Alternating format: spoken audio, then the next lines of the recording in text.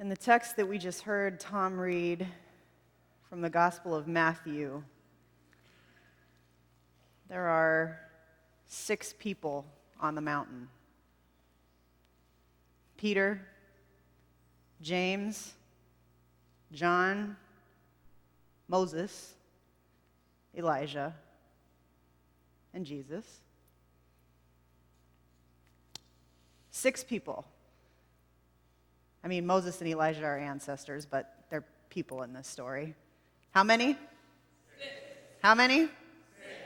All right. One person is transfigured. The other 5 are witnesses. Out of 6, one is transformed, and the others are witnesses. What that tells me as a person who reads the gospel is that more often than not, our work in community is as much about witnessing change as it is about changing ourselves. 6 people. 1 is changed. 5 are witnesses. And then there's the fact that the story got written down at all, which is also a witness, which invites us as readers to be witnesses. The work of witnessing change is sacred. It's a part of discernment. So as we continue in the process of revision, learning about discernment, we want to hear from some witnesses of our own today.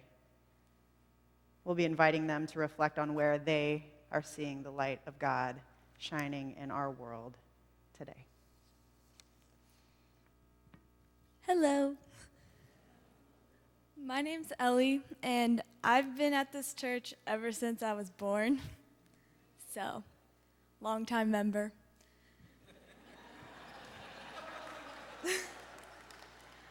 So, I was sitting back there, and you've heard the same, everything that I wrote on this paper has already been said. And there's been a lot of repetition in what I've heard. I've heard, where do you see God's light? And I think God's light is beauty.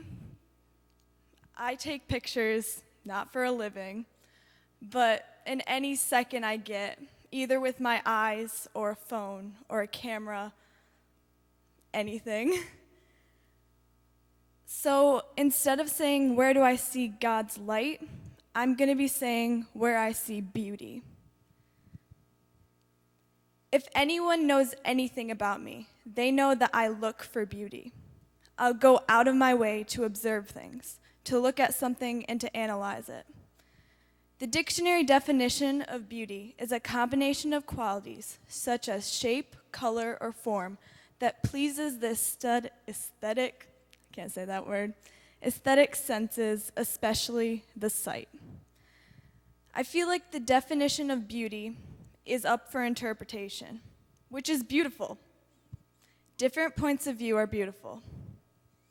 And that, he said, he didn't know how God's light was in war.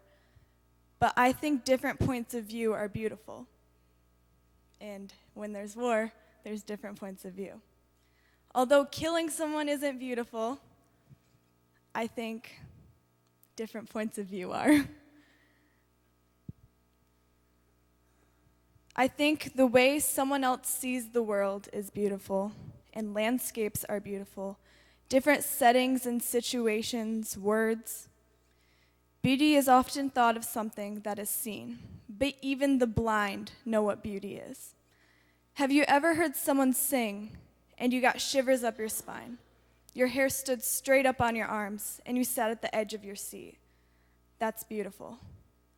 Emily Joy taught me that words are beautiful simply because they're unique, and each person writes their own story differently. Tama taught me that tradition is beautiful in the way that remembering a time and recreating it is beautiful. And TR taught me that music is beautiful, and it seems like an obvious one. But my point is, beauty isn't only seen, it's heard, felt, tasted, and even smelled, in addition to being seen. The moments in which we are completely in awe amazed. The times we step back and realize how much the world has to offer. That's when we see beauty. It's not only in the human world, it's in the animal world too. The trees, the sky, the clouds, the stars. I think togetherness, acceptance, diversity, and trust are also beautiful. And that's where I see God's light in the world.